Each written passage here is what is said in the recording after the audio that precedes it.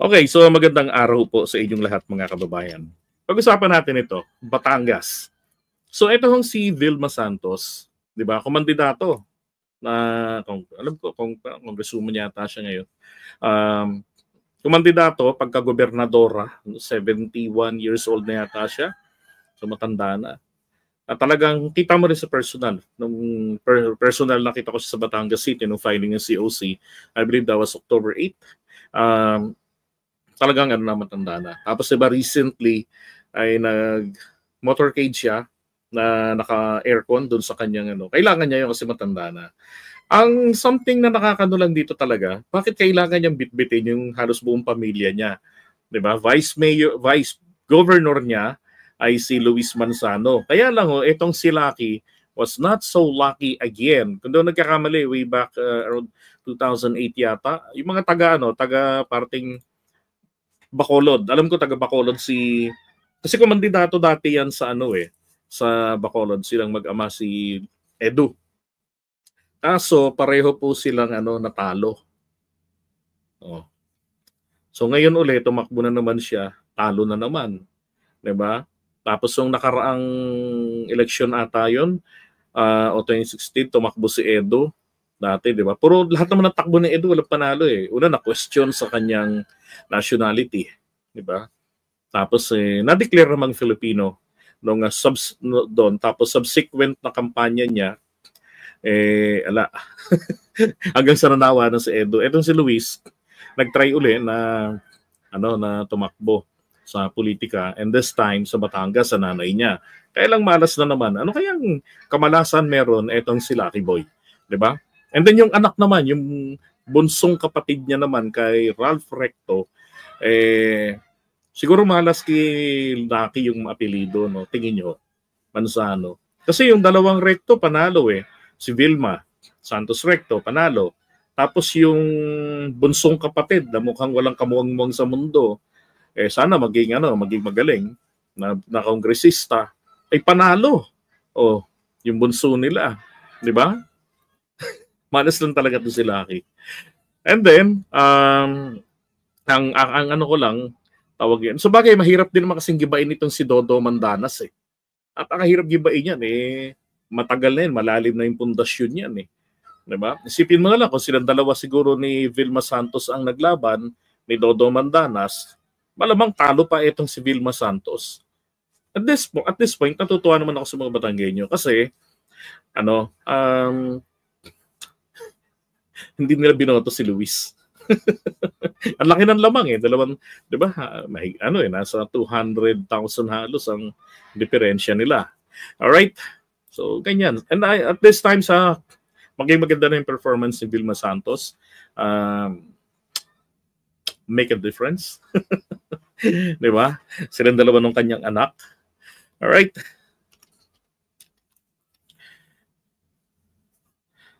Tapos teka. Ito ngayon po naman singit lang natin si Kibuloy Ito si Kibuloy. Asa na yun?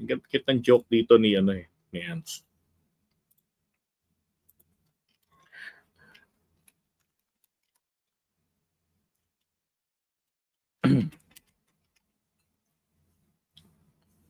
Alright, so good morning sa inyo. So sabi ni Ants Tubiera, patay sila kay Cubes, i-confess na niya sila. Pinabayaan nila ang appointed son of God. Mantakin mo naman, di ba? He was claiming kanya ang buong mundo. Tapos siya yung appointed son of God. Kaya niyang gawing 5 piso ang, di ba? Kaya niyang gawing 5 piso ang kada kilo ng bigas. Basta yung ilang bilyones yun ibibigay sa kanya. 100 billion na tayo. Tapos lahat makipag-cooperate sa kanya. Di ba? So, ito yung lalong nagbibigay sa akin ng question. Bakit si Apollo Kibuloy, hindi naman po siya, hindi naman siya, sabihin natin hindi kilala. Sikat na sikat ito. Di ba? Matunog na matunog ang pangalan nito. Di ba? Pero bakit hindi pinagkatiwalaan maging ng mga DDS? Di ba? Bakit mas pinagkatiwalaan kung ibabase natin dito sa dito sa may problema pang counting ngayon because of duplication daw ng mga nabilang, tawag dito, lumilitaw po, pinabayaan siya, 'di ba? Iniwan siya sa ere. Pinagpalit pa siya doon sa adopted candidates na sina Amy Marcos at saka etong si Villar, si Camille. 'Di ba? Sabi ko parang talagang kaduda-duda yung naging resulta ng pagbibilang nila. Dahil bakit naiwan naman sa ere si Kibuloy? Or baka naman po talagang sadyang wala rin silang tiwala kay Kibuloy. Ayaw rin ng mga DDS kay Kibuloy. 'Di ba? Pagka ganun, sobra naman kayo. 'Di ba? Kasi kawawa naman yung mama. Yan ang kaibigan ni Duterte. Baka nga yan pa yung kanyang yan ang kanyang Kristo, yan ang kanyang Diyos. 'Di ba? Sino pa magdadasal? Sabi nga ni Philip Salvador, wala sila nito. Sabi niya, meron tayong tagadasal. 'Di ba? Tapos yung tagadasal nila, dininig yung panalangin, ganon. Dininig ng sambayanan. 'Di ba? Tapos ng mga DDS. Tapos yung dasal ng nagdadasal, yung nagdadasal mismo, hindi ipinanalo. 'Di ba? Grabe naman kayo mga DDS. Alam niyo ba't naman kayo ganyan? 'Di ba? Akala ko pa naman meron kayong solid votes. Na kaya ninyong mag-akyat, magpanalo. Pero bakit nyo naman inilaglag etong si Apollo Kibuloy? Grabe kayo talaga, ha? Ano yan? Ang padasal kasi sa patay lang. Aray ko. Shout out kay Mami Peng. Hindi, speaking of patay, Mami Peng, ay Mayora Peng ng Zelda 14. Follow nyo po yan siya. Subscribe nyo rin sa YouTube niya. Naalala ninyo etong si Hanilet. 'Di ba? Ano sabi ni Hanilet? Ikinulong nila si Kibuloy, si Pastor Kibuloy, tapos ibinitay. Kaya siguro, 'di ba? Naisip ng mga ng mga DDS, ba't pa namin iboboto 'yan, nabibitay lang pala. 'Di ba? Palagay ko kasalanan po ni Hanilet kung bakit natalo si Kibuloy. Hindi ko lang alam paano niya ipaliliwanag yung Kidigong na Daddy, nanalo si Bato, nanalo si Bongo. Yung baby natin nanalo. Tapos si Marcoleta nanalo din. First time dinala ng INC, nagdala ng kandidato ang INC during midterm election. No? Musta yung kaibigan ko, si Kibuloy. Ay, Daddy, nakalimutan namin iboto.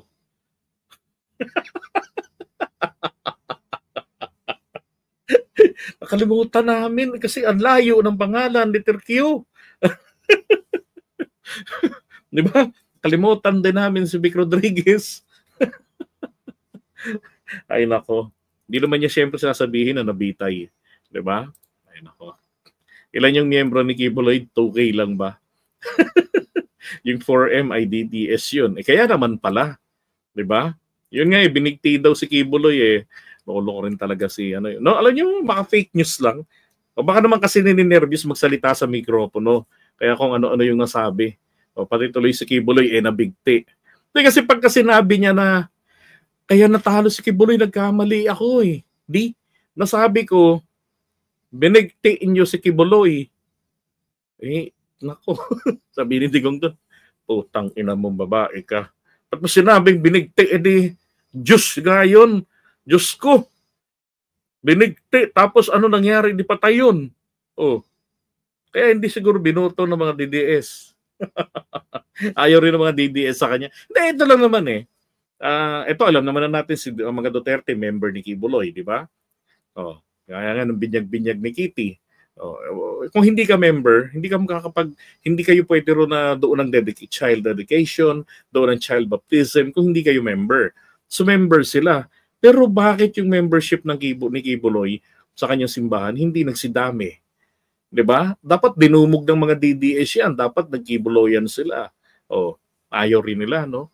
Yung palagay ko maliwanag dito na sagot na ayaw ng mga DDS kay Apollo Kibuloy. Kaya katunayan, wala pang eleksyon, ayaw rin nilang mag-member. Di ba? Kasi baka magtinda sila ng OTAP. Ay nako, iwan na nga natin yung si Kibuloy. Ay no.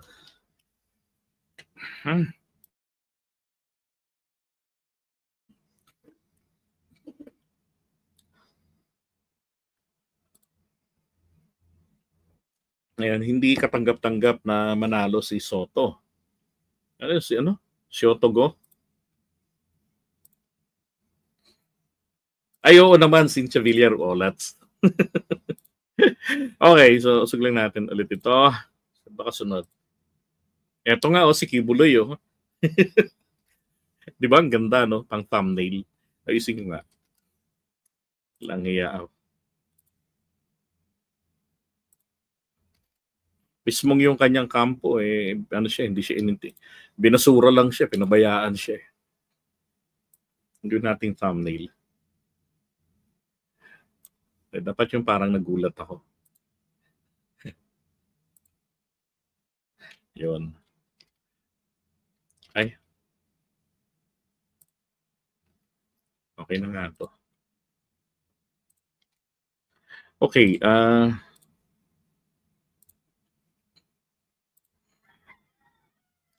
yung kasunod natin? Si ano ata, Luistro to. No? Buti na lamang, ayun, Congresswoman Beatrix Luistro. Panalo. Okay, so magandang hapon din sa inyo, no? So good news, na super good news ito, pampabawi ng inis, panalo ho itong si Congresswoman Beatrix Luistro. So ano ho bang ibig sabihin ng pagkapanalo niya? Siyempre, ibig sabihin ng pagkapanalo nito, di wagi, di ba? Lagot si Sara sa impeachment kasi ito ay isa sa mga mga abogado na sa mga magiging prosecutors or tagapag-usig sa kanya sa impeachment. At ang maganda dito mapag-aralan niya talaga na upuan niyang maigi yung mga laman, yung mga dokumento ng articles of impeachment kasi in-investigate nila, di ba? So ngayon, ito namang tawag diyan, ginawa ni Sara sa kanya, 'di ba? Pinuntahan ni Sara para pahiyain. Sinabi na may utang na 9 milyon, may utang sa kanyang asawa kasi yung asawa niya mayroong rape case, lumapit sa asawa niya etong si Beatrix, si Jinky at para magpatulong. So ito na nga raw natapos na. Tingin ko hindi aware si Sara na walang court litigation na naganap. Because there was no court appearance, maski sa piskalya, wala pong appearance. Ang problema rito sa atin kahit ang complainant, pag hindi po nagpakita, never ever, doon sa piskalya, kundi abogado lang niya, natutuloy yung kaso Dapat, di ba? Sa piskalya, haharap din yung nagrereklamo, hindi yung representatives lang o abogado. As pagdating sa korte, ala na.